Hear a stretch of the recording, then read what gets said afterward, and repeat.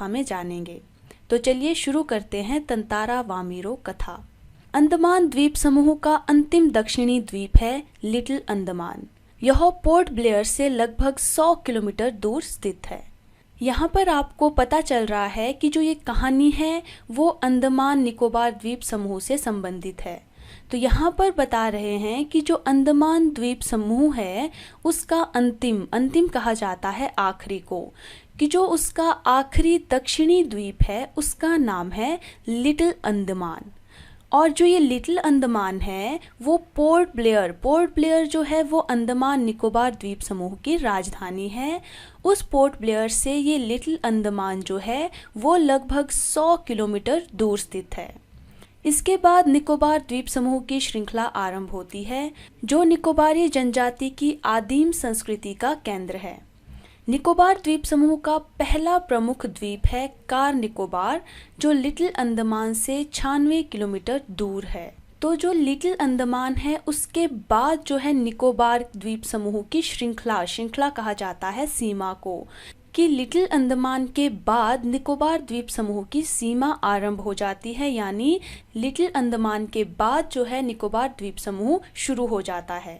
और जहाँ से निकोबार द्वीप समूह की सीमा आरंभ होती है वो स्थान जो है निकोबारी जो जनजाति है उसकी आदिम कहा जाता है, प्राचीन को, पुराने को। जो निकोबारी जनजाति है उसकी आदिम यानी प्राचीन संस्कृति का केंद्र है। कौन सा? जो लिटिल अंडमान के बाद निकोबार द्वीप समूह की जो सीमा आरंभ हो रही है वहाँ पर जो निकोबारी जनजाति रहती है। निकोबार जो द्वीप समूह है उसका जो पहला द्वीप आता है उसका नाम रखा है कार निकोबार। और जो ये कार निकोबार है वो लिटिल अंडमान से 96 किलोमीटर दूर है। अब निकोबारियों का विश्वास है कि प्राचीन काल में ये दोनों द्वीप एक ही थे। इनके विभक्त होने की एक लोक कथा है जो आज भी दोहराई जाती है। जो निकोबारी द्वीप समूह के निवासी हैं उनका विश्वास है कि प्राचीन काल में, कि बहुत पहले जो है ये दोनों द्वीप, कौन से दोनों द्वीप? कार निकोबार और लिटिल अंडमान, कि लिटिल अंडमान और कार निकोबार ये दोनों जो है एक ही थे, आपस में जुड़े हुए थे।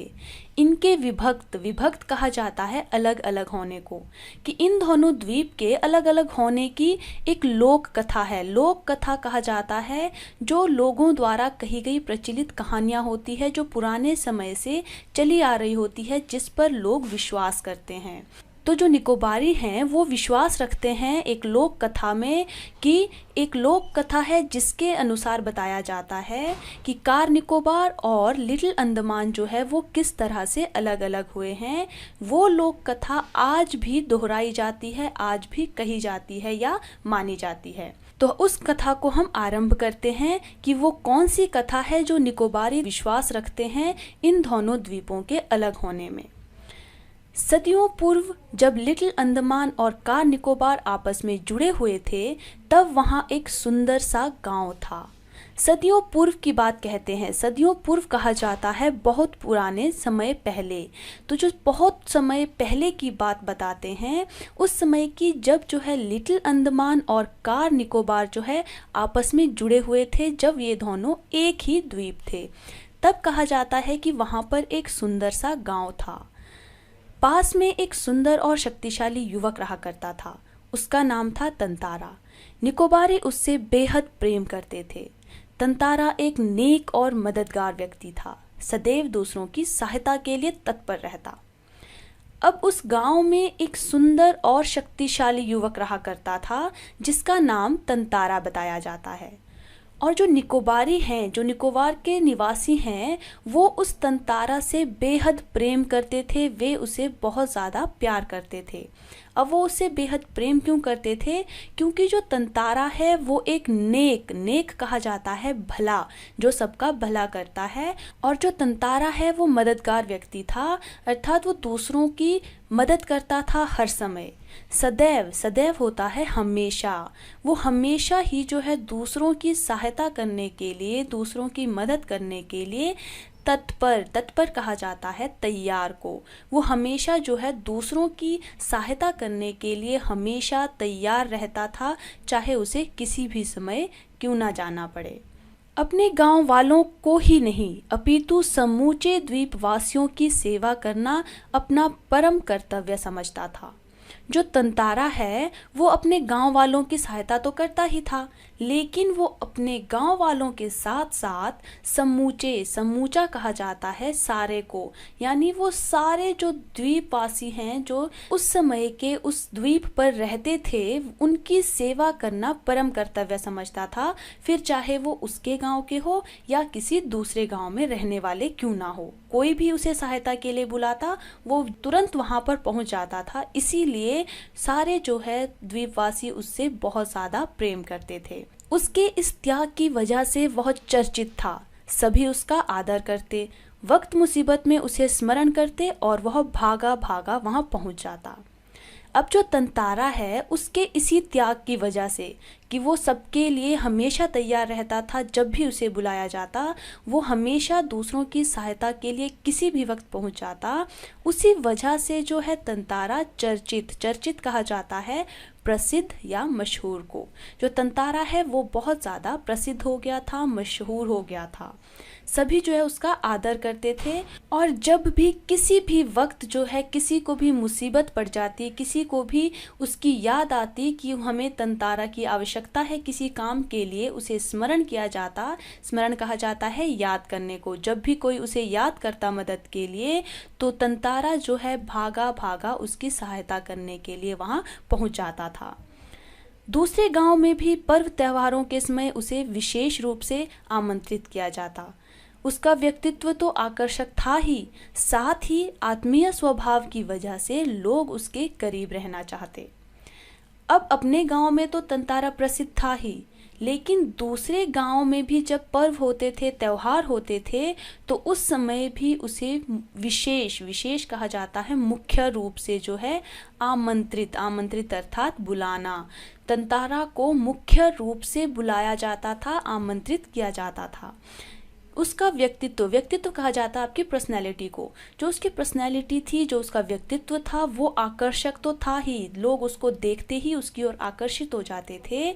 साथ ही साथ उसका स्वभाव कैसा था? आत्मीय कहा जाता है अपने को, कि उसका जो स्वभाव था वो अपनेपन का था, यानी वो दूसरों के साथ अपनों के जैसा व्यवहार करता था। उसी की वजह से जो है लोग उसके करीब रहना चाहते थे, उसके साथ रहना चाहते थे। पारंपरिक पोशाक के साथ वह अपनी कमर में सदैव एक लकड़ी की तलवार बांधे रहता। लोगों का मत था, बावजूद लकड़ी के होने पर उस तलवार में अद्भुत दैवीय शक्ति थी। तंतारा अपनी तलवार को कभी अलग न होने देता। पारंपरिक पोशाक होती है जो आपकी कल्चरल ड्रेस होती है, तो जो उसकी कल्चरल ड्रेस थी, निकोबारियों की जो पारंपरिक पोशाक थी, उसके साथ साथ जो तंतारा है वो अपनी कमर में सदैव हमेशा जो है एक लकड़ी की तलवार को बांधे रखता था। अब लोगों का मानना था कि बावजूद लकड़ी के होने पर भी उस तलवार में अद्भुत यानी अनोखी दैवीय शक्ति थी। यानी जो लोग हैं वो ये मानते थे कि जो तंतारा की वो तलवार है वो भले ही लकड़ी की है, लेकिन उसमें अनोखी दैवीय शक्तियां हैं, और जो तंतारा है वो भी अपनी उस तलवार को कभी अपने से अलग नहीं होने देता था, हमेशा उसे अपनी कमर में बांध कर रखता था। उसका दूसरों के सामने उपयोग भी ना करता, किंतु उसके चर्चित साहसिक कारनामों के कारण लोग बाघ तलवार में अद्भुत शक्ति का होना मानते थे। तंतारा की तलवार एक विलक्षण रहस्य थी। अब तंतारा ने दूसरों के सामने उस तलवार का कभी उपयोग नहीं किया था, लेकिन फिर भी लोग ये मानते थे उसके चर्चित साहसिक कारनामों के कारण। साहसिक कारनामे होता है साहस से पूर्ण जो उसके कार्य थे, उनके चलते जो है लोग ये मानते थे कि उस तलवार में अद्भुत शक्तियां हैं। और तंतारा की जो तलवार है वो एक विलक्षण कहा जाता है, जिज्ञासा उत्पन्न करने वाला, और रहस्य कहा जाता है राज को जिसको कोई ना जानता हो। अब तंतारा की जो तलवार है, ना तो तंतारा उस तलवार को अपने से अलग करता था, ना दूसरों के सामने उसका उपयोग करता था, फिर भी लोग मानते थे कि उसमें दैवीय शक्ति है। तो इस कारण से जो तंतारा की वो तलवार है वो दूसरों के सामने राज बन गई थी। कोई नहीं जानता था कि उसका रहस्य क्या था, और सभी को जो है जिज्ञासा थी ये मानने की कि उस तलवार में ऐसा क्या है। तो इसलिए जो तंतारा की तलवार है वो एक ऐसा राज बन गई थी कि लोग जानना चाहते थे उस तलवार के बारे में। एक शाम तंतारा दिन भर के अथक परिश्रम के बाद समुद्र किनारे टहलने निकल पड़ा। सूरज समुद्र से लगे क्षितिज तले डूबने को था। समुद्र से ठंडी बयारें आ रही थी। अब एक शाम को जो है तंतारा अपने दिन भर के अथक कहा जाता है कठोर को, अपने कठोर परिश्रम के बाद जो है समुद्र के किनारे टहलने को निकल पड़ा, घूमने को निकल पड़ा था। सूरज जो है समुद्र से लगे क्षितिज कहा जाता है जहाँ पर धरती और आसमान मिलते हुए प्रतीत होते हैं, जहाँ आपको ये लगे कि वहाँ पर धरती और आसमान जो है आपस में मिल रहे हैं, तो उस जगह को कहा जाता है क्षितिज। तो सूरज जो है समुद्र से लगे हुए क्षितिज पर जो है डूबने को था, यानी जो सूरज है वो डूबने वाला था, शाम होने वाली थी। और समुद्र से जो है ठंडी बयारें कहा जाता है हवाओं को, समुद्र जो है वहां से ठंडी ठंडी हवाएं आ रही थी। पक्षियों की सायंकालीन चहचहाहटें शैनई शैनई क्षीण होने को थी। उसका मन शांत था। विचार मग्न तंतारा समुद्री बालू पर बैठकर सूरज की अंतिम रंग बिरंगी किरणों को समुद्र पर निहारने लगा। अब शाम के समय जो पक्षी हैं उनकी जो चहचहाहटें होती हैं वो जो है धीरे धीरे क्षीण यानी कम होने लग गई थी, और तंतारा का मन जो है वो बिल्कुल शांत था। विचार मग्न होता है विचारों में खोया हुआ। अपने ही विचारों में तंतारा जो है खोया हुआ था और समुद्री बालू पर बैठकर जो है सूर्य की अंतिम रंग बिरंगी किरणों को समुद्र पर निहार रहा था। निहारना कहा जाता है देखने को। जो तंतारा है वो समुद्र के किनारे बैठा हुआ था और समुद्र पर जो सूरज की रंग बिरंगी किरणें फैल रही हुई थी उन्हें देख रहा था। तभी कहीं पास से उसे मधुर गीत गूंजता सुनाई दिया। गीत मानो बहता हुआ उसकी तरफ आ रहा हो। बीच बीच में लहरों का संगीत सुनाई देता। अब जब जो तंतारा है वो अपने विचारों में मग्न था, अपने विचारों में खोया हुआ था, तभी कहीं पास से उसे कुछ मधुर गीत जो है वो गूंजता हुआ सुनाई दिया। उसे कहीं से अच्छा संगीत सुनाई दे रहा था। अब गीत जो है ऐसा लग रहा था मानो तंतारा की ओर बहता हुआ आ रहा हो, और उस गीत के बीच बीच में तंतारा को लहरों का संगीत सुनाई दे रहा था। गायन इतना प्रभावी था कि वह अपनी सुध-बुध खोने लगा। लहरों के एक प्रबल वेग से उसकी तंत्रा भंग हुई। चैतन्य होते ही वह उधर बढ़ने को विवश हो उठा जिधर से अब भी गीत के स्वर बह रहे थे। गायन कहा जाता है गीत को। जो गीत उसे सुनाई दे रहा था वह इतना प्रभावी था, इतना अच्छा था कि जो तंतारा है वो अपनी सुध-बुध कहा जाता है होश हवास को, कि जो तंतारा है वो अपना होश हवास खो रहा था उस गीत को सुनते हुए। और लहरों के एक प्रबल बेग ने उसकी तंद्रा कहा जाता है नींद आने से पहले की अवस्था को, कि गीत सुनते हुए वो इतना होश हवास खो गया था कि ऐसा लग रहा था कि उसे नींद आने वाली है, लेकिन लहरों के एक प्रबल वेग ने जो है उसकी उस अवस्था को भंग कर दिया, उसे जगा दिया। चैतन्य कहा जाता है होश में आने को। और जैसे ही जो तंतारा वो होश में आया, उसने होश में आते ही वो उस दिशा में बढ़ने को विवश कहा जाता है मजबूर, उस दिशा में बढ़ने को मजबूर हो गया जहाँ से अभी भी जो है गीत के स्वर उसे सुनाई दे रहे थे। वह विकल सा उस तरफ बढ़ता गया। अंततः उसकी नज़र एक युवती पर पड़ी जो ढलती हुई शाम के सौंदर्य में बेसुध एकटक समुद्र की देह पर डूबते आकर्षक रंगों को निहारते हुए गा रही थी। यह एक श्रृंगार गीत था। विकल कहा जाता है बेचैन को। अब जो तंतारा है वो बेचैन सा उस तरफ बढ़ता जा रहा था जहाँ से गीत के स्वर उसे सुनाई दे रहे थे। अंततः उसे जो है एक युवती नजर आती है, एक लड़की नजर आती है जो ढलती हुई शाम की सौंदर्य को, जो ढलती हुई शाम की सुंदरता को बेसुध होता है जिसे किसी की खबर ना हो, वो ऐसी दशा में एक टक जो है समुद्र की देह पर जो डूबते हुए सुंदर आकर्षक रंग थे उनको निहारते हुए गा रही थी, उनको देखते हुए जो है गीत गा रही थी। और ये एक श्रृंगार गीत था, यानी एक प्रेम भरा गीत था। उसे ज्ञात ही ना हो सका कि कोई अजनबी युवक उसे निशब्द ताके जा रहा है। एकाएक एक ऊंची लहर उठी और उसे भिगो दिया। वह हड़बड़ाहट में गाना भूल गई। इसके पहले कि वह सामान्य हो पाती, उसने अपने कानों में गूंजती गंभीर आकर्षक आवाज सुनी। अब जो वो युवती है उसको ये पता ही नहीं चला कि कोई अजनबी युवक जिसे वो नहीं जानती है, कोई ऐसा युवक जो है उसे निशब्द कहा जाता है, जो कुछ ना बोल रहा हो, इस तरह से उसे ताके जा रहा है, उसे देखता जा रहा है।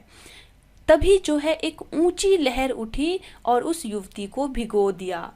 अब जो युवती है वो हड़बड़ाहट में गाना भूल गई, क्योंकि वो बेसुध होकर गा रही थी, बिना किसी की परवाह करके गा रही थी। और जैसे ही लहर उठी उसे भिगोया तो वो हड़बड़ा गई और अपना गाना भूल गई। अब इससे पहले कि वो युवती अपने आप को सामान्य कर पाती या पहले की अवस्था में हो पाती, उसके कानों में एक गंभीर गूंजती हुई आवाज आई जो बहुत ही आकर्षक लग रही थी, बहुत ज्यादा अच्छी लग रही थी। अब वो आवाज क्या थी, क्या उसके कानों में सुनाई पड़ा कि तुमने एकाएक इतना मधुर गाना अधूरा क्यों छोड़ दिया? तंतारा ने विनम्रता पूर्वक पूछा। जो वो युवती है उसके कानों में किसकी आवाज गूंजी? तंतारा की, वो भी विनम्रता पूर्वक। यानी तंतारा ने प्रेम पूर्वक जो है उस युवती से कहा कि तुमने अचानक से इतना सुंदर गाना अधूरा क्यों छोड़ दिया? अपने सामने एक सुंदर युवक को देखकर वह विस्मित हुई। उसके भीतर किसी कोमल भावना का संचार हुआ, किंतु अपने को संयत कर उसने बेरुखी के साथ जवाब दिया। अब अपने सामने एक सुंदर युवक को देखकर वह युवती जो है विस्मित कहा जाता है, आश्चर्यचकित हो गई। यानी वो हैरान हो गई कि उसके सामने एक सुंदर युवक खड़ा है और वह उससे बात कर रहा है। उस युवती के अंदर जो है एक कोमल भावना का संचार हुआ, यानी उस युवती के भीतर जो है एक प्यार की भावना बहने लगी। परंतु जो है उस युवती ने अपने आप को संयत कर कहा जाता है, संभाल कर जो है बेरुखी के साथ, बेरुखी होता है नाराजगी के साथ, जो है उसने तंतारा की इस प्रश्न का जवाब दिया। उसने क्या जवाब दिया? पहले बताओ तुम कौन हो, इस तरह मुझे घूरने और इस असंगत प्रश्न का कारण? अपने गांव के अलावा किसी और गांव के युवक के प्रश्न का उत्तर देने को मैं बाध्य नहीं, यह तुम भी जानते हो। अब जो युवती है वो कहती है कि पहले तुम बताओ कि तुम कौन हो और इस तरह से मुझे क्यों घूर रहे हो, और इस तरह से असंगत होता है, अनुचित प्रश्न पूछने का क्या कारण है? अपने गांव के अलावा जो है मैं किसी दूसरे युवक को किसी भी प्रश्न का उत्तर देने के लिए बाध्य होता है, विवश होना, कि मैं किसी भी दूसरे गांव के युवक को जो है उसके प्रश्न का उत्तर देने के लिए विवश नहीं हूँ, यह तुम भी जानते हो।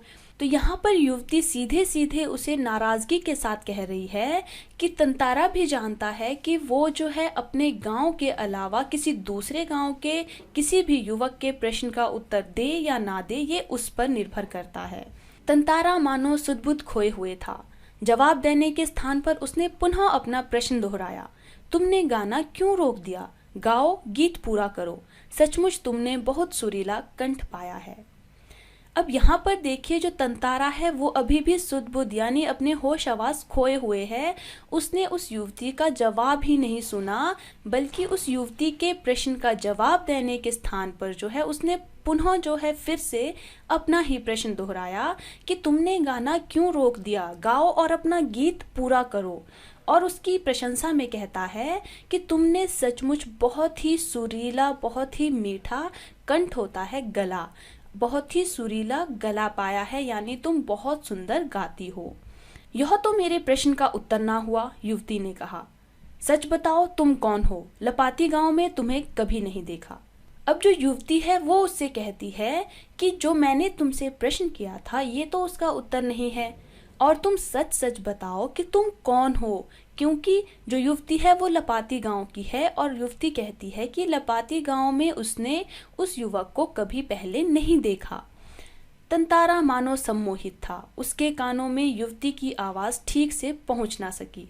उसने पुनः विनय की, तुमने गाना क्यों रोक दिया? गाओ ना। अब यहाँ देखिए जो तंतारा है वो मानो सम्मोहित होता है, मुग्ध किया हुआ, यानी जो तंतारा है वो उस युवती के गाने को सुनकर सम्मोहित हो गया था, मुग्ध हो गया था। उसे किसी चीज़ का पता नहीं था, उसके कानों में युवती की जो आवाज़ है वो पहुंच ही नहीं रही थी। और उसने फिर से वही विनय की, विनय होता है प्रार्थना करना, कि तंतारा ने फिर से प्रार्थना की कि तुमने गाना क्यों रोक दिया, तुम अपने गाने को पूरा करो।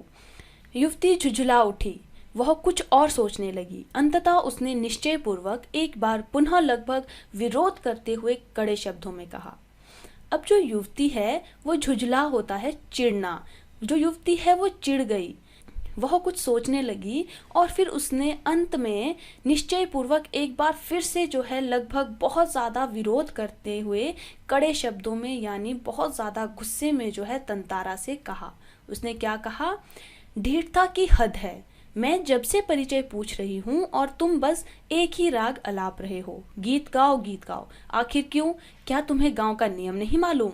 ढीठता होता है दुस्साहस। युवती कह रही है तंतारा से कि दुस्साहस की हद होती है, कि मैं तुमसे कब से तुम्हारा परिचय पूछ रही हूँ कि तुम कौन हो, लपाती गांव में तुम्हें नहीं देखा है, तुम कहाँ के रहने वाले हो, और तुम जो हो एक ही राग अलाप रहे हो। राग अलापना होता है अपनी ही बात कहते जाना, कि तुम मेरी बात नहीं सुन रहे हो, मेरे प्रश्न का उत्तर नहीं दे रहे हो, बस अपनी ही बात कहते जा रहे हो कि गीत गाओ गीत गाओ। आखिर मैं क्यों गीत गाऊं?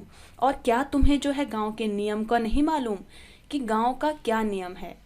अब यहाँ पर देखिए, यहाँ गांव का एक नियम जो है वो सिद्ध होता है कि जो एक गांव है वो दूसरे गांव के साथ जो है संबंध नहीं रखता है। एक गांव की जो युवती है वो दूसरे गांव के युवक के प्रश्नों का उत्तर देने के लिए विवश नहीं है, यानी जो एक गांव है वो दूसरे गांव के साथ संबंध स्थापित नहीं करता है।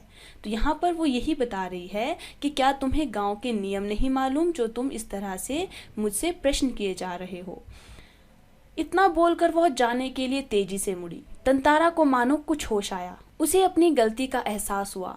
वह उसके सामने रास्ता रोककर मानो गिड़गिड़ाने लगा। अब जो युवती है वो इतना कहकर जो है तेजी से मुड़ गई, और उस वक्त जो है तंतारा को मानो कुछ होश आया। उसे अब जाके होश आया जब जो युवती है वो जाने के लिए तेजी से अपने घर की ओर मुड़ गई। अब जो है तंतारा को अपनी गलती का एहसास हुआ और उसने उस युवती का रास्ता रोक लिया और मानो उसके सामने गिड़गिड़ाने लगा हो।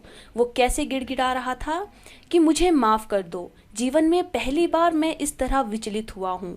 तुम्हें देखकर मेरी चेतना लुप्त हो गई थी। मैं तुम्हारा रास्ता छोड़ दूंगा, बस अपना नाम बता दो। तंतारा ने विवशता में आग्रह किया। उसकी आंखें युवती के चेहरे पर केंद्रित थी, उसके चेहरे पर सच्ची विनय थी। जब तंतारा को अपनी गलती का एहसास हुआ तो वो जो है उस युवती से माफ़ी मांगने लगा। तंतारा ने विवशता होता है लाचारी, उसने लाचारी के साथ आग्रह किया। उसकी जो आंखें हैं वो युवती के चेहरे पर केंद्रित थी, यानी जो तंतारा है वो युवती के चेहरे को देखता जा रहा था और उसके चेहरे पर, तंतारा के चेहरे पर सच्ची विनय थी, सच्ची प्रार्थना थी। और वो क्या प्रार्थना कर रहा था कि मुझे माफ़ कर दो। और उसने ये भी बताया कि जीवन में पहली बार वह जो है इस तरह से विचलित होता है, अस्थिर हुआ है, यानी पहली बार उसके साथ ऐसा कुछ हुआ है कि वो इस तरह से व्यवहार कर रहा है। तंतारा ने बताया कि उस युवती को देखकर वह अपनी चेतना भूल गया था और तंतारा कहता है कि वह उसका रास्ता छोड़ देगा, बस वह उसे अपना नाम बता दे। यहाँ पर तंतारा जो है युवती का रास्ता रोके हुए खड़ा है और उससे आग्रह कर रहा है, उससे प्रार्थना कर रहा है कि वह जो है उसे उसका नाम बता दे। वामीरो, एक रस घोलती आवाज उसके कानों में पहुंची। अब जो तंतारा है, जब उसने उस लड़की से कहा, उस युवती से कहा कि वो उसका रास्ता छोड़ देगा, सिर्फ जो है वह उसको नाम बता दे, तो वो बताती है वामीरो। वामीरो वामीरो, वाह कितना सुंदर नाम है, कल भी आओगी ना यहाँ? तंतारा ने याचना भरे स्वर में कहा। याचना होता है प्रार्थना। जब तंतारा को उसका नाम पता चला, जब युवती ने बताया वामीरो उसका नाम है, तो तंतारा जो है 2 बार दोहराते हुए कि वामीरो वामीरो वो कहता है कि कितना सुंदर नाम है। और तंतारा जो है याचना भरे, प्रार्थना भरे शब्दों में उससे पूछता है कि क्या वह कल भी वहां पर आएगी। यानी तंतारा उससे पूछ रहा है कि क्या वह कल भी वहां उस समुद्र के किनारे आने वाली है। नहीं, शायद कभी नहीं, वामीरो ने अनय मनसकता पूर्वक कहा और झटके से लपाती की तरफ बेसुध सी दौड़ पड़ी। पीछे तंतारा के वाक्य गूंज रहे थे। अब जो वामीरो है, जब तंतारा ने वामीरो से कहा कि क्या वह कल फिर से इस समुद्र के किनारे आएगी, तो वामीरो ने अनय मनसकता पूर्वक होता है बिना सोचे समझे, तो वामीरो ने बिना सोचे समझे कह दिया कि नहीं, शायद कभी नहीं। और झटके के साथ जो है वामीरो अपने लपाती गांव की तरफ मुड़ी और बेसुध सी होता है जिसे किसी की परवाह ना हो। वो बेसुध सी यानी जिसे किसी की परवाह ना हो, वैसे जो है अपने गांव की तरफ दौड़ पड़ी। और पीछे से जो है तंतारा के कुछ वाक्य गूंज रहे थे, यानी अभी भी तंतारा कुछ बोल रहा था। और वो क्या बोल रहा था? वामीरो, मेरा नाम तंतारा है। कल मैं इसी चट्टान पर प्रतीक्षा करूंगा, तुम्हारी बाट जोऊंगा, जरूर आना। वामीरो रुकी नहीं, भागती ही गई। तंतारा उसे जाते हुए निहारता रहा। अब जो तंतारा है वो पीछे से आवाज दे रहा था कि वामीरो, मेरा नाम तंतारा है। मैं कल जो है इसी चट्टान पर तुम्हारी प्रतीक्षा करूंगा, तुम्हारी बाट जोऊंगा। बाट जोना होता है रास्ता देखना, कि वो उसका रास्ता देखेगा, उसकी प्रतीक्षा करेगा। और वो वामीरो से कहता है कि जरूर आना। वामीरो नहीं रुक रही थी और वो भागती जा रही थी। तंतारा उसे उस तरह से भागते हुए जाते हुए देख रहा था, निहार रहा था। निहारना होता है देखना। वामीरो घर पहुंचकर भीतर ही भीतर कुछ बेचैन महसूस करने लगी। उसके भीतर तंतारा से मुक्त होने की एक झूठी छटपटाहट थी। एक झल्लाहट में उसने दरवाजा बंद किया और मन को किसी और दिशा में ले जाने का प्रयास किया। अब जब वामीरो अपने घर पहुंची तो उसने अपने भीतर ही भीतर जो है कुछ बेचैनी महसूस की। और उसने अपने भीतर ही जो है तंतारा से मुक्त होने की, तंतारा से छुटकारा पाने की एक झूठी छटपटाहट देखी। यानी उसे एक झूठी घबराहट थी, जो घबराहट उसे नहीं हो रही थी, फिर भी उसे ऐसा लग रहा था कि वो तंतारा से मुक्त हो गई है, वो खुश थी। एक झल्लाहट होता है बौखलाहट में, कि एक बौखलाहट में उसने दरवाज़ा बंद किया और फिर अपने मन को किसी और दिशा में ले जाने का प्रयास किया। प्रयास होता है कोशिश करना। बार बार तंतारा का याचना भरा चेहरा उसकी आंखों में तैर जाता। उसने तंतारा के बारे में कई कहानियां सुन रखी थी। उसकी कल्पना में वह एक अद्भुत साहसी युवक था, किंतु वही तंतारा उसके सम्मुख एक अलग रूप में आया, सुंदर, बलिष्ठ, किंतु बेहद शांत और भोला। बार बार जो वामीरो है उसके सामने तंतारा का वो याचना भरा यानी वो प्रार्थना भरा चेहरा जो है सामने आ रहा था। उसकी आंखों के सामने उसे तंतारा का वही चेहरा दिख रहा था जब तंतारा जो है उससे वहां वापस आने की प्रार्थना कर रहा था। उसने उससे पहले भी जो है तंतारा के बारे में बहुत सारी कहानियां सुनी थी, क्योंकि जो तंतारा है वो बहुत ज़्यादा प्रसिद्ध हो रखा था अपनी अच्छी बातों के कारण। उसकी कल्पना में, उसकी आशाओं में जो तंतारा है वो एक बहुत ज़्यादा साहसी युवक था। किंतु वही तंतारा, मतलब जिसे वो बहुत ज़्यादा साहसी मान रही थी अपनी कल्पनाओं में, वो उसके सम्मुख होता है सामने। वो जब उसके सामने आया तो उसने उस तंतारा का एक अलग ही रूप देखा। कैसा? उसने उसे पाया कि वो सुंदर है, बलिष्ठ है, बलिष्ठ होता है बलवान। उसने देखा कि वो सुंदर भी है, बलिष्ठ भी है, लेकिन बहुत ज़्यादा शांत है, बहुत ज़्यादा सभ्य है और बहुत ज़्यादा भोला है।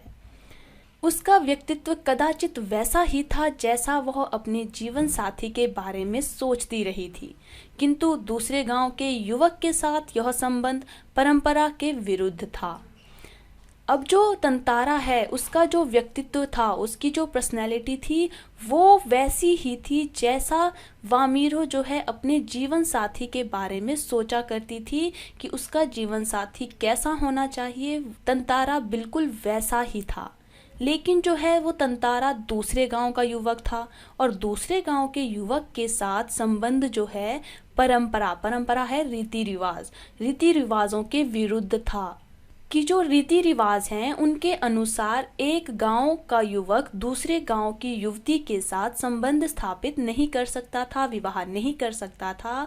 इसलिए जो है ये संभव नहीं था कि तंतारा जो है वामीरो से विवाह कर पाए। अतएव उसने इसे भूल जाना ही श्रेयस्कर समझा, किंतु यह असंभव जान पड़ा। तंतारा बार बार उसकी आंखों के सामने था, निर्निमेष याचक की तरह प्रतीक्षा में डूबा हुआ। अब जब वामीरो जानती थी कि परंपरा के अनुसार, रीति रिवाजों के अनुसार तंतारा और वामीरो का जो संबंध है वो संभव नहीं है, तो उसने उसे भूल जाना ही श्रेयस्कर होता है कल्याणकर समझा। यानी उसने ये सोचा कि जब हमारा संबंध हो ही नहीं सकता तो कल्याण इसी में है, सबका भला इसी में है कि वह तंतारा को भूल जाए। परंतु यह असंभव जान पड़ा। परंतु जो है वामीरो तंतारा को नहीं भूल पा रही थी। तंतारा जो है बार बार उसकी आंखों के सामने आ जाता था। निर्निमेष, निर्निमेष होता है बिना पलक झपकाए। उसे तंतारा ऐसे दिखाई देता था जैसे तंतारा जो है बिना पलकों को झपकाए जो है उसकी प्रतीक्षा कर रहा है, उसका इंतजार कर रहा है उस चट्टान पर। किसी तरह रात बीती, दोनों के हृदय व्यथित थे। किसी तरह आँच रहित एक ठंडा और उबाऊ दिन गुजरने लगा। शाम की प्रतीक्षा थी। अब किसी तरह से वो रात बीत गई और दोनों के, तंतारा और वामीरो दोनों के जो हृदय थे वो व्यथित थे। व्यथित होता है अप्रसन्न, यानी वो खुश नहीं थे। किसी तरह से आँच रहित होता है बिना गर्मी का। जो दिन था वो उन्हें बिना गर्मी का लग रहा था, एक ठंडा सा, और उबाऊ, उबाऊ होता है बेकार। उन्हें जो दिन है वो बेकार लग रहा था और किसी तरह से वो अपना वो दिन गुजार रहे थे। उन्हें शाम की प्रतीक्षा थी। तंतारा के लिए मानो पूरे जीवन की अकेली प्रतीक्षा थी। उसके गंभीर और शांत जीवन में ऐसा पहली बार हुआ था। वह अचंभित था, साथ ही रोमांचित भी। अब जो तंतारा है उसके लिए तो मानो पूरे जीवन की ये बहुत बड़ी और अकेली प्रतीक्षा थी, क्योंकि उसका जो जीवन था वो गंभीर और शांत था और ऐसे जीवन में ऐसा पहली बार हुआ था। वो अचंभित था। अचंभित होता है आश्चर्यचकित था। उसे विश्वास नहीं हो रहा था। वो बहुत ज़्यादा हैरान था और साथ ही साथ रोमांचित भी था। यानी उसे आनंद भी आ रहा था, लेकिन वो बहुत ज़्यादा डरा हुआ था। उसे बहुत ज़्यादा आश्चर्य हो रहा था। दिन ढलने के काफी पहले वह लपाती की उस समुद्री चट्टान पर पहुंच गया। वामीरो की प्रतीक्षा में एक एक पल पहाड़ की तरह भारी था। अभी दिन ढला भी नहीं था, शाम हुई भी नहीं थी कि जो तंतारा है वो पहले ही लपाती की उस समुद्री चट्टान पर पहुंच गया था जहां उसने वामीरो से प्रतीक्षा करने के लिए कहा था। अब वो वामीरो की प्रतीक्षा कर रहा था, लेकिन वो इंतज़ार उसे एक एक पल भी पहाड़ की तरह भारी लग रहा था। यानी उससे इंतज़ार नहीं हो पा रहा था और उसके भीतर एक आशंका भी दौड़ रही थी। अगर वामीरो ना आई तो वह कुछ निर्णय नहीं कर पा रहा था, सिर्फ प्रतीक्षारत था। बस आस की एक किरण थी जो समुद्र की देह पर डूबती किरणों की तरह कभी भी डूब सकती थी। अब तंतारा के भीतर जो है एक आशंका, आशंका होता है शक। अब तंतारा के अंदर एक शक भी था। अब वो शक क्या था कि वामीरो ना आई तो, यानी उसे ये शक था कि अगर वामीरो ना आई तो क्या होगा। कुछ निर्णय नहीं कर पा रहा था। यानी वो ये नहीं सोच पा रहा था कि वामीरो आएगी या नहीं आएगी। वो केवल प्रतीक्षारत था, यानी इंतजार में तत्पर था। वो सिर्फ इंतजार कर सकता था कि वामीरो आएगी या नहीं आएगी। बस आस की एक किरण, आस होता है उम्मीद। सिर्फ जो है तंतारा को उम्मीद की एक छोटी सी किरण थी जो समुद्र की देह पर डूबती हुई उन किरणों की तरह थी जो कभी भी डूब सकती थी। यानी शाम के समय जब सूरज की किरणें समुद्र पर पड़ रही होती है तो वो किसी भी समय जो है डूब सकती है। उसी तरह उसकी वो उम्मीद की किरण थी। यानी उसे थोड़ी सी उम्मीद थी कि वामीरो जरूर आएगी, लेकिन ये आस की किरण कैसी थी? समुद्र में डूबती हुई किरणों की तरह थी जो कभी भी डूब सकती थी। यानी उसे भरोसा नहीं था, उसे थोड़ा सा शक था। वह बार बार लपाती के रास्ते पर नजर दौड़ाता। सहसा नारियल के झुरमुटों में उसे एक आकृति कुछ साफ हुई, कुछ और। उसकी खुशी का ठिकाना ना रहा। सचमुच वह वामीरो थी। वो बार बार जो है लपाती गांव के रास्ते पर नजर दौड़ाता रहता था। सहसा, सहसा होता है अचानक। अचानक जो है उसे नारियल के झुरमुटो, झुरमुटो होता है झुंड, नारियल के पेड़ों के जो झुंड थे उसमें से एक आकृति दिखाई दी, यानी उसे वहाँ कुछ दिखाई दिया। जैसे जैसे वो आकृति नज़दीक आ रही थी उसे वो आकृति कुछ साफ दिखाई दे रही थी, फिर और कुछ साफ और कुछ साफ, और उसकी खुशी का ठिकाना नहीं रहा जब उसने देखा कि वो सचमुच कौन थी, वामीरो थी। लगा जैसे वह घबराहट में थी, वह अपने को छुपाते हुए बढ़ रही थी। बीच बीच में इधर उधर दृष्टि दौड़ाना नहीं भूलती। फिर तेज कदमों से चलती हुई तंतारा के सामने आकर ठिठक गई। दोनों शब्दहीन थे। अब वामीरो को देखकर ऐसा लग रहा था कि वो घबराहट में है, वो घबराई हुई है। वह अपने आप को छुपाते हुए आगे बढ़ रही थी और बार बार इधर उधर अपनी दृष्टि दौड़ाना वो नहीं भूल रही थी, यानी वो इधर उधर देखती जा रही थी कि कहीं कोई उसे देख ना ले। और बहुत ज़्यादा तेज़ कदमों से चलती हुई वो तंतारा के सामने आकर ठिठक गई, यानी रुक गई। दोनों जो है शब्दहीन, शब्दहीन होता है कुछ ना बोल सकने वाला, यानी दोनों जो है कुछ नहीं बोल रहे थे। दोनों जो है एक दूसरे के सामने खड़े थे। कुछ था जो दोनों के भीतर बह रहा था। एकटक निहारते हुए वे जाने कब तक खड़े रहे। सूरज समुद्र लहरों में कहीं खो गया था, अंधेरा बढ़ रहा था। अचानक वामीरो कुछ सचेत हुई और घर की तरफ दौड़ पड़ी। तंतारा अभी भी वहीं खड़ा था, निश्चल, शब्दहीन। अब उन दोनों के अंदर कुछ तो था जो बह रहा था। वो एकटक दृष्टि से, एकटक होता है जो बिना पलक झपकाए हुए निहारना होता है, देखना, कि वो बिना पलक झपकाए हुए एक दूसरे को देख रहे थे और पता नहीं कब तक खड़े रहे। उन्हें ध्यान भी नहीं रहा कि जो सूरज है वो समुद्र की लहरों में कहीं खो गया है, यानी शाम हो गई है और अंधेरा बढ़ रहा है। तभी जो है अचानक वामीरो कुछ सचेत हुई, यानी वामीरो को होश आया कि अंधेरा बढ़ रहा है और वो अचानक जो है घर की तरफ दौड़ पड़ी।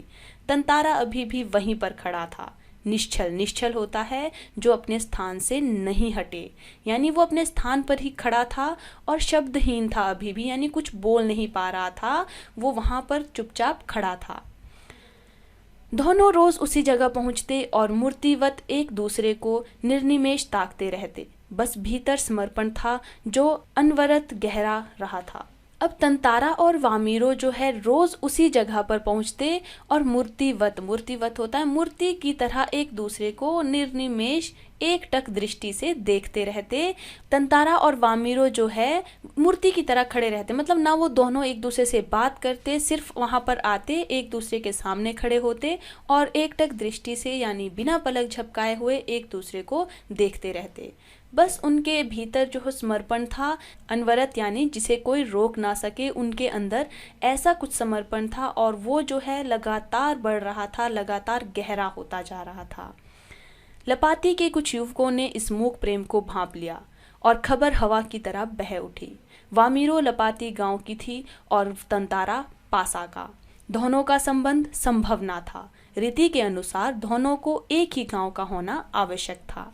अब जब तंतारा और वामीरो एक दूसरे से रोज इस तरह से मिलने लगे तो लपाती गांव के कुछ युवकों ने जो है इस मूक प्रेम को, जो बोला नहीं जा सकता, जिसे समझाया नहीं जा सकता, बयान नहीं किया जा सकता, वैसे प्रेम को जो है उन्होंने भांप लिया, उन्होंने जान लिया और जो ये खबर है वो हवा की तरह हर जगह फैलने लगी। वामीरो जो है वो लपाती गांव की थी और जो तंतारा है वो पासा गांव का था। अब दोनों का संबंध जो है वो संभव नहीं था। यहाँ देखिए, यहाँ स्पष्ट हो गया है कि रीति के अनुसार दोनों को एक ही गांव का होना आवश्यक था, कि जो रीति रिवाज है उनके अनुसार तंतारा और वामीरो को एक ही गांव का होना चाहिए था, तब जो है उनका संबंध स्थापित हो सकता था। लेकिन तंतारा दूसरे गांव का था और वामीरो दूसरे गांव की थी, इसलिए जो है उनका संबंध स्थापित नहीं हो सकता था। वामीरो और तंतारा को समझाने बुझाने के कई प्रयास हुए, किंतु दोनों अडिग रहे। वे नियमतः लपाती के उसी समुद्री किनारे पर मिलते रहे, अफवाहें फैलती रही। तंतारा और वामीरो को जो है सभी ने बहुत ज़्यादा समझाने का प्रयास किया कि उन दोनों का संबंध नहीं स्थापित हो सकता है, किंतु दोनों जो है अडिग रहे। अडिग होता है डटे रहना, अपने प्रेम पर डटे रहे। वे उसी तरह से नियमतः होता है नियम के अनुसार, उनका नियम बना हुआ था कि शाम होगी और दोनों वहाँ समुद्र किनारे मिलेंगे। वे उसी तरह से नियम के अनुसार लपाती के उसी समुद्री तट पर मिलते रहे। अफवाहें होता है उड़ती हुई खबरें, वो जो खबरें थी वो उड़ती रही और हर जगह फैलती रही। कुछ समय बाद पासा गांव में पशु पर्व का आयोजन हुआ। पशु पर्व में हष्ट-पुष्ट पशुओं के प्रदर्शन के अतिरिक्त पशुओं से युवकों की शक्ति परीक्षा प्रतियोगिता भी होती है। अब कुछ समय के बाद जो है पासा गांव में यानी तंतारा के गांव में जो है पशु पर्व का आयोजन किया गया। पशु पर्व में जो है हष्ट-पुष्ट होता है हट्टे कट्टे जो पशु होते हैं उनका प्रदर्शन होता है। प्रदर्शन होता है दिखाना, उनको जो है दिखाया जाता है और उसके अतिरिक्त उन पशुओं को दिखाने के साथ साथ ही उन हट्टे कट्टे पशुओं के साथ जो है युवकों का शक्ति प्रदर्शन भी होता है। यानी उन पशुओं के साथ जो है युवकों को भिड़ाया जाता है और देखा जाता है कौन कितना ज्यादा शक्तिशाली है। ये जो है प्रतियोगिता भी रखी जाती है। वर्ष में एक बार सभी गांव के लोग हिस्सा लेते हैं। बाद में नृत्य संगीत और भोजन का भी आयोजन होता है। शाम को सभी लोग पासा में एकत्रित होने लगे। धीरे धीरे विभिन्न कार्यक्रम शुरू हुए। अब जो ये कार्यक्रम है वो साल में एक बार ज़रूर होता है और उसमें सभी गांव के लोग जो हैं वो हिस्सा लेते हैं। उसके बाद जो है नृत्य संगीत होता है, भोजन का आयोजन भी किया जाता है। उसी समारोह के लिए जो है शाम को सभी गांव के लोग जो है पासा में एकत्रित होने लगे, इकट्ठे होने लगे और धीरे धीरे बहुत सारे अलग अलग कार्यक्रम जो है वो शुरू हो गए थे। तंतारा का मन इन कार्यक्रमों में तनिक ना था। उसकी व्याकुल आंखें वामीरों को ढूंढने में व्यस्त थी। अब जो तंतारा है उसी के गांव में ये आयोजन हो रहा था, लेकिन तंतारा का जो मन है वो इन कार्यक्रमों में तनिक होता है थोड़ा, यानी वो कार्यक्रमों में उसका मन थोड़ा सा भी नहीं लग रहा था। क्यों नहीं लग रहा था? क्योंकि उसकी व्याकुल आंखें, व्याकुल होता है परेशान, उसकी जो परेशान आंखें हैं वो वामीरों को ढूंढने में व्यस्त थी। वो वामीरों को ढूंढ रहा था। नारियल के झुंड के एक पेड़ के पीछे से उसे जैसे कोई झांकता दिखा। उसने थोड़ा और करीब जाकर पहचानने की चेष्टा की। वह वामीरो थी जो भयवश सामने आने से झिझक रही थी। अब नारियल के झुंड के एक पेड़ के पीछे उसे कुछ ऐसा लगा जैसे कोई झांक रहा हो और उसने थोड़ा और ज़्यादा नज़दीक जाकर उसे पहचानने की कोशिश की कि कौन वहाँ से झांक रहा है। उसने ऐसी चेष्टा की, चेष्टा होता है कोशिश करना। वो वामीरो थी। वह जो है डर के कारण, भयवश होता है डर के कारण जो है सामने नहीं आ रही थी। वो सामने आने से झिझक रही थी, घबरा रही थी। उसकी आंखें तरल थी, होंठ कांप रहे थे। तंतारा को देखते ही वह फूट कर रोने लगी। तंतारा विहल गया। उससे कुछ बोलते ही नहीं बन रहा था। अब जब तंतारा ने वामीरो को देखा तो उसने पाया कि वामीरो की जो आंखें हैं वो तरल थी, यानी वो नमी से भरी हुई थी और वामीरो के जो होंठ थे वो कांप रहे थे। और तंतारा को देखते ही वामीरो जो है फूट फूट कर रोने लगी, यानी जोर जोर से रोने लगी। तंतारा विहल गया। विहल होता है भावुक होना। जो तंतारा है वो भी उसे ऐसा रोता हुआ देखकर जो है भावुक हो गया, लेकिन वो कुछ बोल नहीं पा रहा था। उसे कुछ बोलने में समझ नहीं आ रहा था कि वो क्या बोले। रोने की आवाज लगातार ऊंची होती जा रही थी। तंतारा किम कर्तव्य विमूढ़ था। वामीरो के रुदन स्वरों को सुनकर उसकी माँ वहां पहुंची और दोनों को देखकर आग बबूला हो उठी। सारे गांव वालों की उपस्थिति में यह दृश्य उसे अपमानजनक लगा। अब जो वामीरो है उसकी जो रोने की आवाज़ है वो लगातार बढ़ रही थी, वो लगातार ऊंची होती जा रही थी। और जो तंतारा है वो किम कर्तव्य विमूढ़ होता है दुविधा भरी स्थिति। जो तंतारा था वो दुविधा भरी स्थिति में था, यानी वो वामीरो को चुप नहीं करा पा रहा था। उसे समझ नहीं आ रहा था कि वो क्या करे।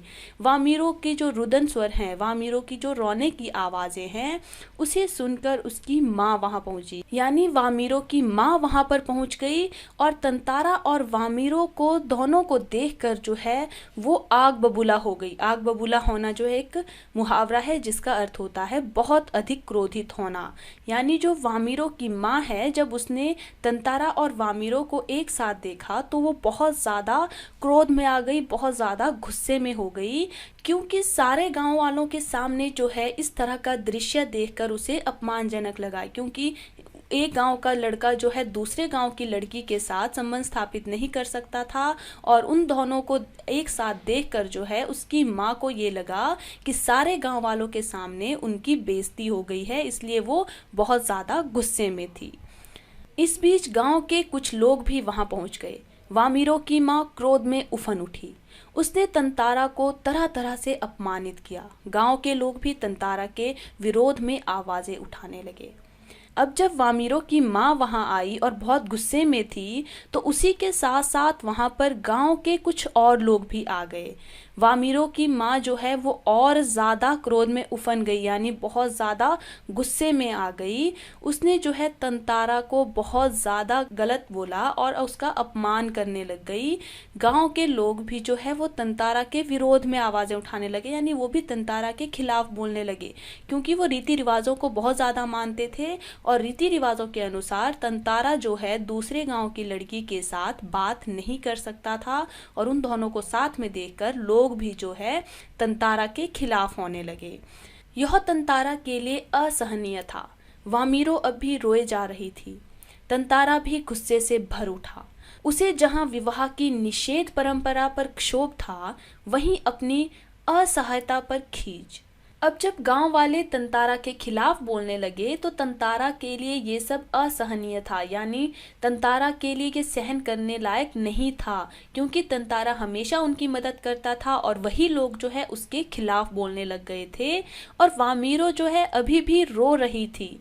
तंतारा इससे और भी गुस्से में आ गया था, क्योंकि उसे एक तो अपने विवाह की जो निषेध परंपरा है, निषेध होता है जो ना किया जा सके, ऐसी जो परंपरा थी उस पे क्षोभ था। क्षोभ होता है बहुत ज़्यादा गुस्सा था, क्योंकि वो वामिरो से परंपरा के अनुसार विवाह नहीं कर सकता था, इसलिए वो एक बात पर इस पर गुस्सा था, और वहीं पर दूसरी अपनी असहायता पर खींच थी। उसे खींच होता है चिढ़, यानी वो वामिरो को नहीं चुप करा पा रहा था, लोगों को नहीं समझा पा रहा था, इसलिए जो है वो चिढ़ भी गया था और उसे गुस्सा भी था, इसलिए जो है वो बहुत ज़्यादा गुस्से से भर गया था।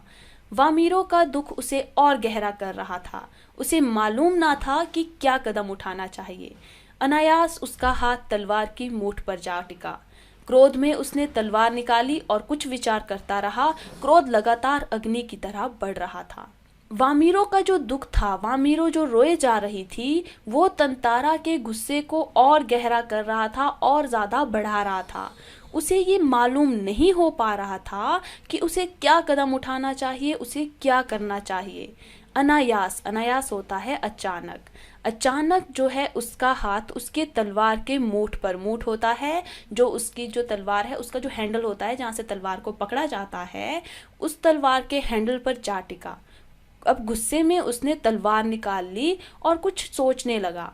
उसका जो गुस्सा था वो अग्नि की तरह बढ़ रहा था। जैसे आग होती है, छोटी सी आग जो है फिर धीरे धीरे धीरे धीरे बढ़ती जाती है, उसी तरह से उसका जो क्रोध है, उसका जो गुस्सा है वो भी बढ़ता ही जा रहा था। लोग सहम उठे, एक सन्नाटा सा खिंच गया। जब कोई राह ना सूझी तो क्रोध का शमन करने के लिए उसने शक्ति भर उसे धरती में खोप दिया और ताकत से उसे खींचने लगा। वह पसीने से नहा उठा। सब घबराए हुए थे। अब लोग सहम उठे। लोग क्यों सहम गए थे, क्यों डर गए थे? क्योंकि सभी मानते थे कि जो तंतारा है, उसकी जो तलवार है, उसमें अद्भुत दैवीय शक्तियां हैं। जब तंतारा ने वो तलवार निकाली तो सभी जगह जो है सन्नाटा सा खिंच गया। वहां पर सब जो है चुपचाप हो गए।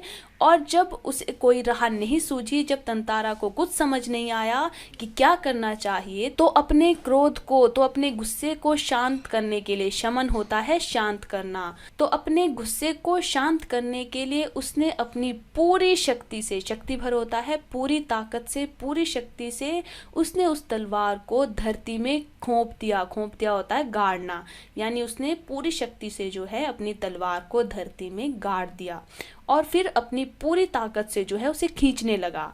वह जो है पसीने से नहाने लग गया था। सब घबरा गए थे कि अब क्या होने वाला है। वह तलवार को अपनी तरफ खींचते खींचते दूर तक पहुंच गया। वह हाँफ रहा था। अचानक जहां तक लकीर खींच गई वहां एक दरार होने लगी, मानो धरती 2 टुकड़ों में बंटने वाली हो। अब जो तंतारा है वो जब तलवार को अपनी ओर खींच रहा था तो इस तरह अपनी ओर खींचते खींचते जो है वो बहुत दूर तक चला गया था। अब वो हाँफ रहा था, उसकी जो सांसें हैं वो चढ़ रही थी और अचानक से जहाँ तक उसने वो लकीर खींची थी, जहाँ तक वो खींचते खींचते चला गया था, वहाँ तक जो है एक दरार होने लगी थी और ऐसा लग रहा था कि मानो जो धरती है वो 2 टुकड़ों में बंटने वाली हो। एक गड़गड़ाहट सी गूंजने लगी और लकीर की सीध में धरती फटती ही जा रही थी। द्वीप के अंतिम सिरे तक तंतारा धरती को मानो क्रोध में काटता जा रहा था। सभी भयाकुल उठे। अब वहां पर एक गड़गड़ाहट सी हो रही थी, एक गड़गड़ाहट सी गूंजने लगी और जो लकीर की सीध है, जहां तक तंतारा उस सीध को खींचता जा रहा था, वहां तक जो है धरती फटती ही जा रही थी। वो लकीर जो है धरती को बांट रही थी और द्वीप के अंतिम सिरे तक जो है तंतारा पहुंच गया था उस लकीर को खींचते हुए। वहां तक ऐसा लग रहा था मानो तंतारा जो है अपने गुस्से में जो है धरती को काटता जा रहा है। सभी जो है भयाकुल होता है, भय से कांपने लगे। सभी जो है पहली बार तंतारा को उस तलवार का उपयोग करते हुए देख रहे थे और इस तरह से वे देख रहे थे कि वो धरती को काट रहा है। तो जो उनकी अद्वितीय दैविक शक्ति की बात थी वो उन्हें सच होती हुई मालूम हो रही थी और वो डर के कारण कांप रहे थे। लोगों ने ऐसे दृश्य की कल्पना ना की थी। वे सिहर उठे। उधर वामीरो फटती हुई धरती के किनारे चीखती हुई दौड़ रही थी, तंतारा तंतारा तंतारा। उसकी करुण चीख मानो गड़गड़ाहट में डूब गई। अब जो लोग हैं उन्होंने ऐसे दृश्य की कल्पना बिल्कुल नहीं की थी कि ऐसा कुछ हो जाएगा। वो सिहर उठे। वे सिहरना होता है डर जाना। वे बहुत ज़्यादा डर गए। और उधर जो है वामीरो फटती हुई जो धरती है, जब धरती 2 टुकड़ों में बंट रही थी तो उस धरती के किनारे पर चीखती हुई दौड़ रही थी, तंतारा को पुकारते हुए दौड़ रही थी। और उसकी जो करुण चीख है, करुण चीख होती है दया से भरी हुई पुकार।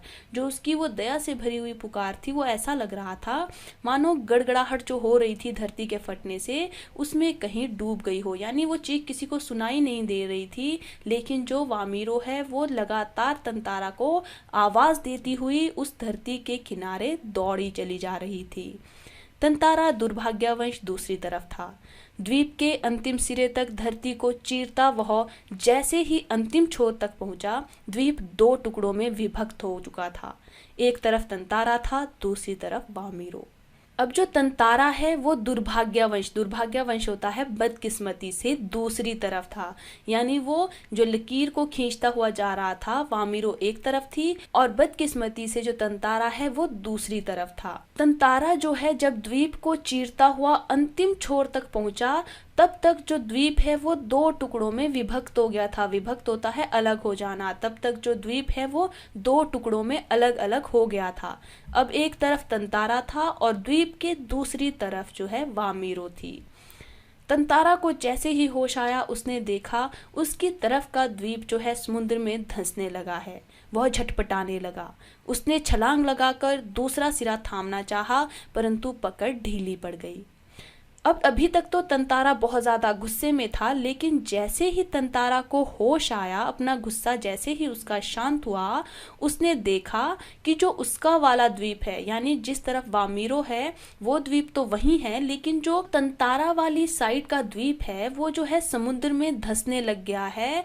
वो झटपटाने लगा। झटपटाने होता है तड़फने। वो तड़फने लग गया और उसने छलांग लगाकर जो है वामीरो वाला जो द्वीप है उस द्वीप का सिरा पकड़ना चाहा, थामना चाहा, लेकिन उसकी जो पकड़ है वो ढीली पड़ गई। यानी वो उस सिरे को नहीं पकड़ पाया। वह नीचे की तरफ फिसलने लगा। वह लगातार समुद्र की सतह की तरफ फिसल रहा था। उसके मुंह से सिर्फ एक ही चीख उभर कर डूब रही थी, वामीरो वामीरो वामीरो वामीरो। उधर वामिरो भी तंतारा तंतारा तंतारा पुकार रही थी। अब जब वो उस द्वीप को पकड़ने में असक्षम रहा, यानी जब जो है तंतारा वामिरो वाले द्वीप को नहीं पकड़ पाया, जब उसकी पकड़ जो है ढीली पड़ गई, तो वो लगातार जो है नीचे की तरफ फिसल रहा था, लगातार जो है वो समुद्र की तरफ जा रहा था, फिसल रहा था, और उसके मुंह से सिर्फ एक ही चीख निकल रही थी, वो वामिरो को पुकारता जा रहा था। और उधर वामिरो भी जो है तंतारा को ही पुकार रही थी। तंतारा लहूलुहान हो चुका था, वह अचेत होने लगा और कुछ देर बाद उसे कोई होश नहीं रहा।